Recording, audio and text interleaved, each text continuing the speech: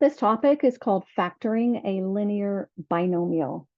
Linear means it's going to have like a number times a variable plus or minus another number. Binomial just means there's two terms in your expression. So we have two terms, 6v and 18.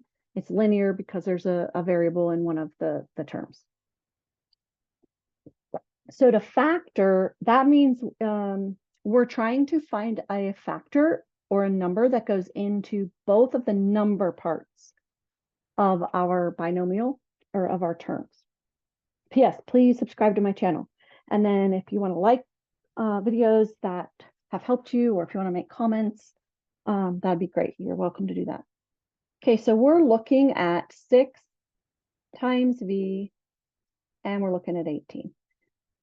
There's several ways you can look at this. We're looking at 6v as a term and 18 as a term. We're trying to find a factor. That means numbers that go into both 6 and then another number, the same number will go into 18.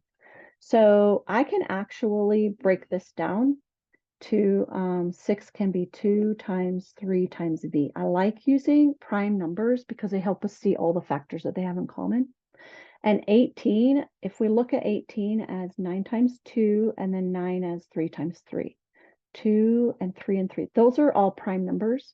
So we can write this as 2 times 3 times 3. And if I do 2 times 3, that's 6 times 3 is 18. So I'm just rewriting 18 as its factors. Then we look, what do they have in common? They both have a 2 times 3. So because they have that in common, we can write 6 and then we put parentheses.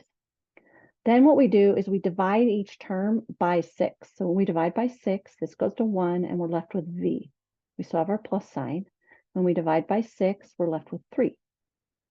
So 6 times the parentheses v plus 3 is fully factored.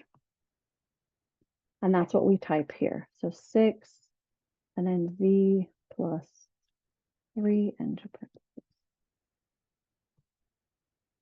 So we're just looking, and a factor is a number less than or equal to one of the numbers. So when we look at this one, 7 goes into 7 and it goes into 28 4 times. So we can put our 7, because that will go into both. It goes into 7v, v times, and then minus, and then 28 divided by 7 is 4. So we're just finding that number that goes into both terms. Okay, let's try one more. 6 plus 8x. Now 6 is the smallest number. It doesn't go into 8. So we're trying to find a number that goes into both 6 and 8. It might be helpful to write out that 6 is 2 times 3, and then we have a plus, and 8 is 2 times 2, which is 4, times 2, which is 8. So what they have in common, the only factor they have in common is a 2. So when we take that 2 out, what's left is a 3 plus, we took 1, 2 out of here, 4x, and we had to multiply that 2 times 2 to get that 4.